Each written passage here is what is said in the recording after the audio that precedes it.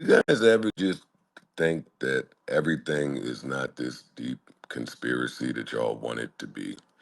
Like, we were dead in the middle of our broadcast yesterday. Come on, I'll put the suspense to bed.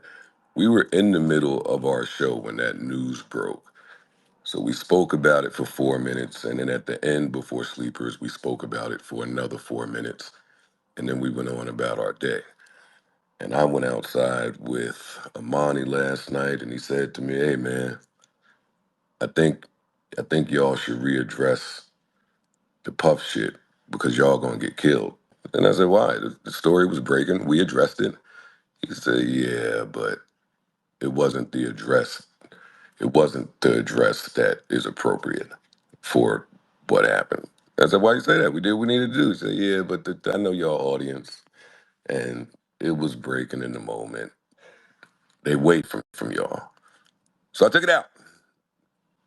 I took it out because it was insensitive for the moment. It was talking for 4 minutes about what happened, and then 3 minutes at the end is not the attention that the story needs, and it ain't the commentary that it needs. So I don't need to be the first one to run to something. We're gonna get to it on Wednesday, but what do that have to do with the way y'all are speaking in this moment? Why do y'all think after seeing a video like that somebody is running from a topic?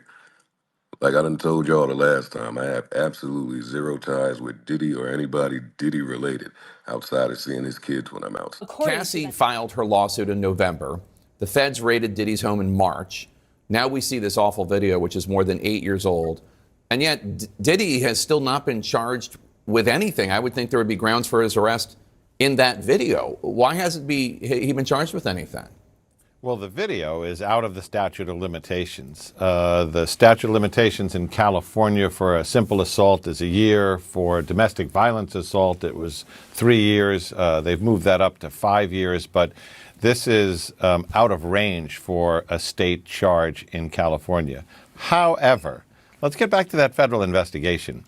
What HSI, Homeland Security Investigations, is doing, as Elizabeth framed it, is they are building a racketeering case, a RICO case based on human trafficking and allegations startlingly similar that track those that have been made in Cassie Ventura's lawsuit and in the lawsuit by another individual who worked for Combs that tell these stories very much like what they did in the R. Kelly case, which got him 30 years in prison.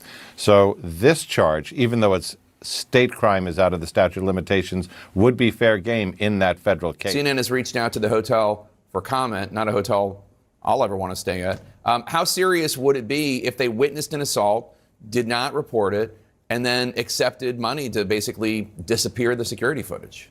Yo, yo, yo, it's Big Ant, the spokesman, man. We back. Another edition of Urban Politicians TV, UPTV. Make sure you stay on your pivot at all times, man. Had to come tap in. And first and foremost, I do want to send healing energy to Cassie or any woman who saw this video and been through these type of things before in their life.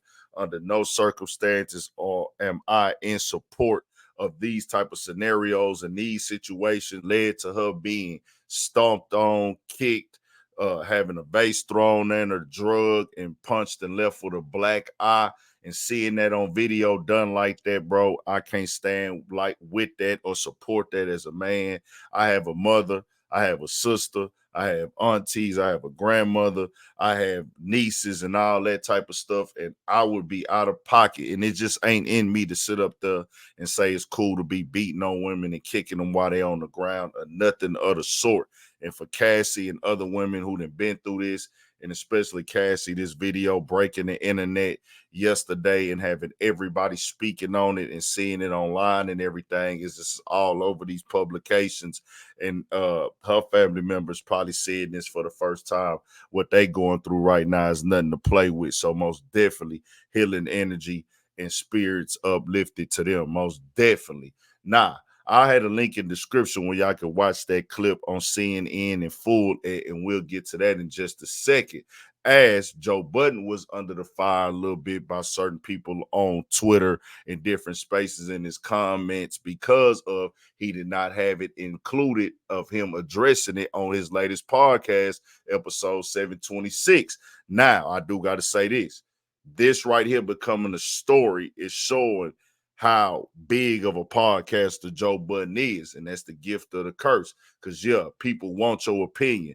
People want to hear what you got to say, and people care about what you say, whether it's for good reasons or bad reasons. That's most definitely that. But to see this storyline have a whole thing on TMZ where they do a whole write-up on it, and this was a conversation he had in the Twitter space, and he goes to several Twitter spaces and things like that and chop it up with the supporters and stuff and everything.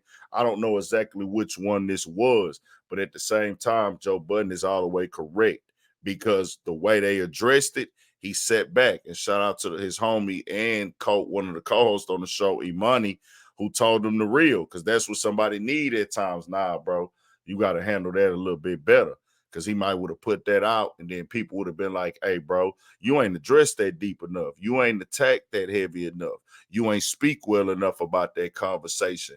And he's saying we shooting in real time when it broke, so we didn't really just sit there and get all the information. This ain't something we should just even run through real quick and try to just hurry up and plug it in on the show. So he really did it the right way if he felt it wasn't right at all.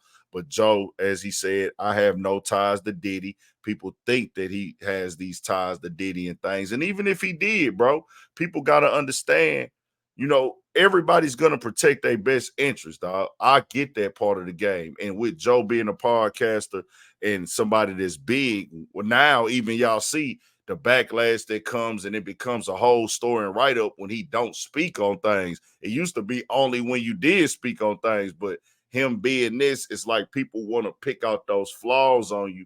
And that's another identifier what level you are in the game, when people really watch you to see what's wrong, to nitpick and see, well, let me point out a flaw. Let me point out a contradiction. And that'd be crazy because, nigga, Joe, one of the top dogs in the podcast game, and go through that, right?